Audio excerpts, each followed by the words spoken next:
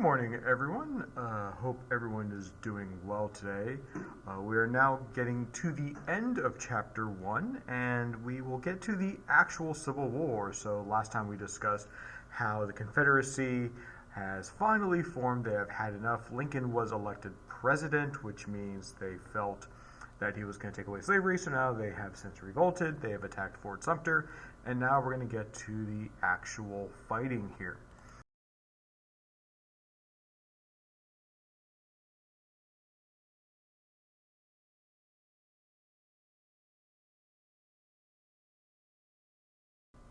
With people like General McClellan, unfortunately, as you might imagine, the Confederacy will eventually gain the upper hand at first when it comes to a lot of these fights. And the reason for that is simply there's just no good leadership.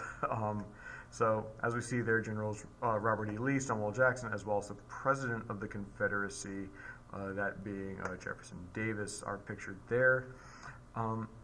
So, at first, it looks like the Confederacy, even in spite of all the disadvantages that they face against the North, they're actually looking like they might actually win this. They might actually get some territory.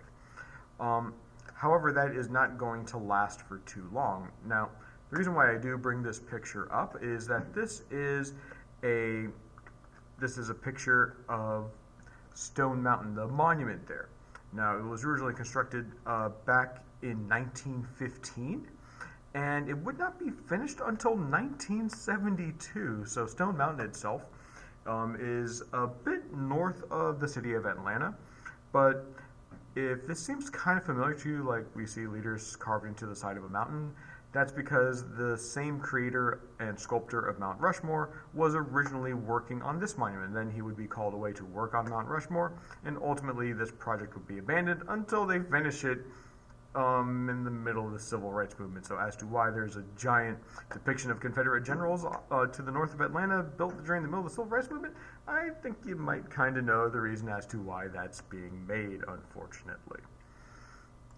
Now, speaking forward here, we now move to the Emancipation Proclamation. Now, we all know this as the document where Lincoln says that he is getting rid of slavery. However, that is not necessarily the case.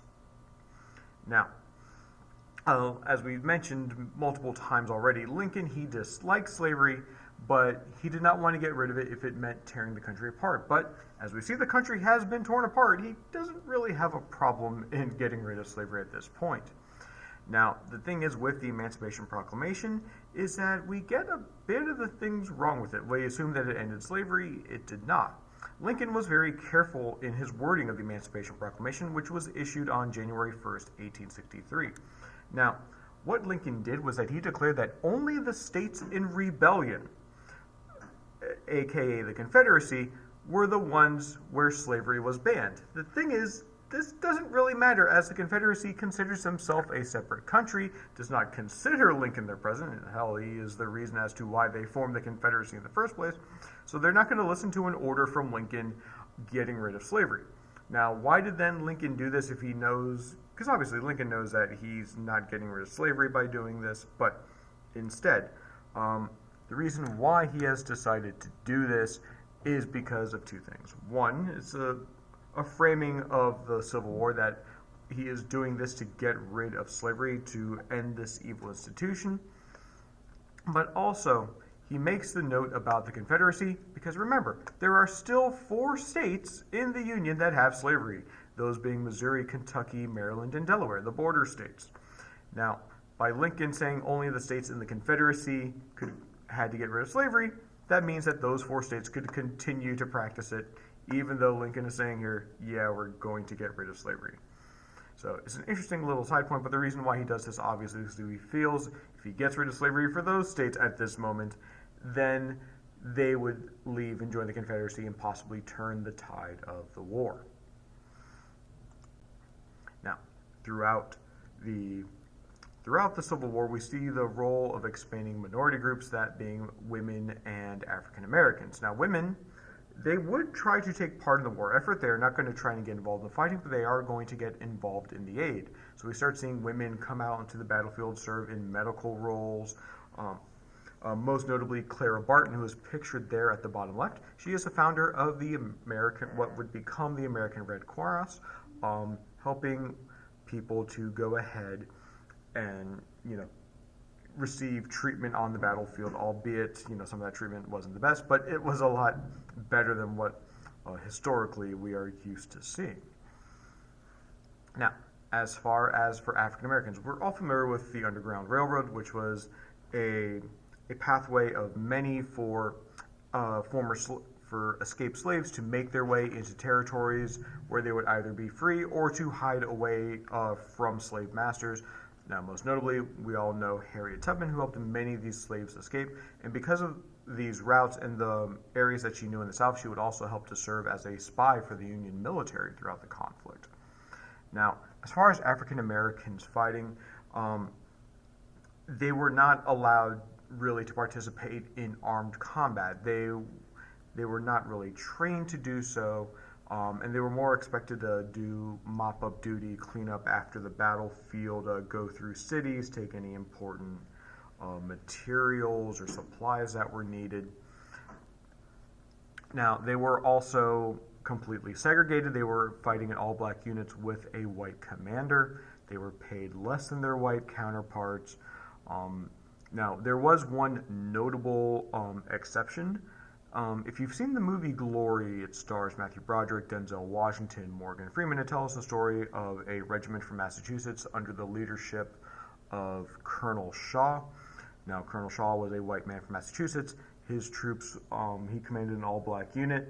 They wanted to fight, and ultimately he would be able to get them to do so, but this was so evident of many of the times that African Americans would try to get into the war effort, and unfortunately they were given missions that were either not important or they would essentially be human sacrifices. In this case, they would be involved in the first wave of an attack against an enemy Confederate base, which ultimately they knew they led to their deaths, but they would still end up going through the mission and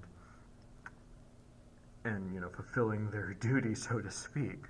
Now, there were some black soldiers within the Confederacy, many of them slaves, and basically some of them were made the offer of like, hey, we'll free you if you fight for the Confederacy, but odds are those deals would never have been actually fulfilled, much like many of those deals were unfulfilled during the American Revolution as well. As we look here in this next slide, we see here we have the map. You can see the various routes going through the South.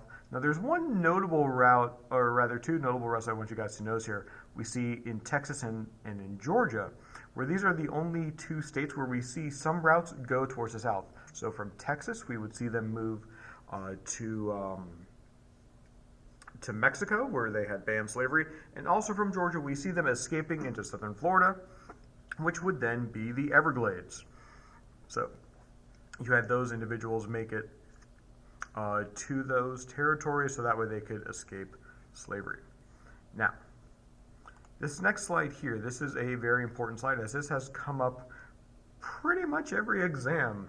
There's always a question about Scott's Anaconda Plan. So General Scott, Union General, notices that obviously the South is dependent upon their import-exports. They have to import supplies in from overseas, especially Europe and the Caribbean. Not to mention that the only people that they're going to be selling to are going to be those customers, again, in the Caribbean and Europe. So Scott hatches what he calls the Anaconda Plan, which is using the Union Navy to place boats all along the Confederate Gulf Coast, around Florida, and up the Atlantic coast.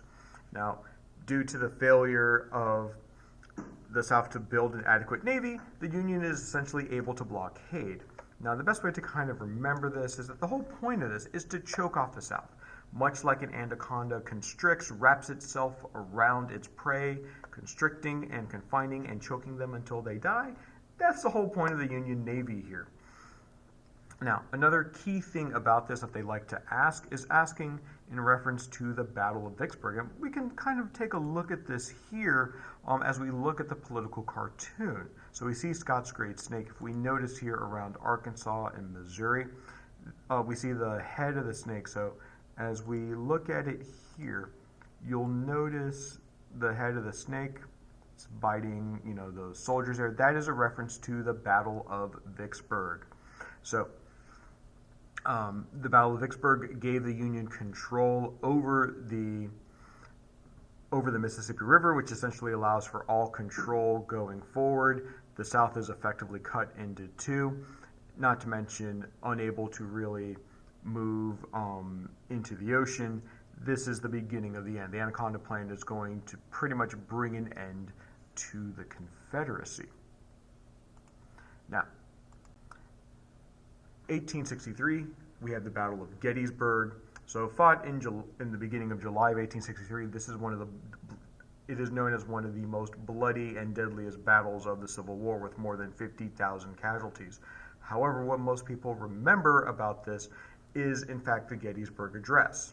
So 77 years ago, which is just a fancy way of saying 87, President Lincoln will address and consecrate the battlefield as a new cemetery, but also he frames the war as, we are fighting to unite this country together, and we are fighting to create equality for all of our citizens. And yes, that does include slaves. Yes, that does include black people, that everyone will have equal rights.